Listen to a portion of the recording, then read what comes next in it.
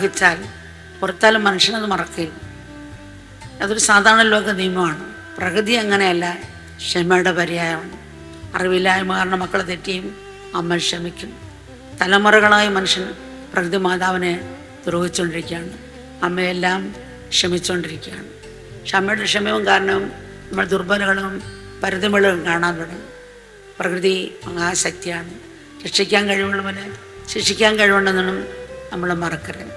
ഇനി ക്ഷമിച്ചാൽ മക്കൾ നന്നാകില്ല എന്ന് പ്രകൃതി തോന്നി തുടങ്ങിയിരിക്കും. അതുകൊണ്ട് ഇനിയെങ്കിലും പ്രകൃതി മുന്നിൽ വിനയപൂർവ്വം നമ്മൾ സ്നേഹിക്കാനും ആരാധനിക്കാനും ശ്രമിക്കുക.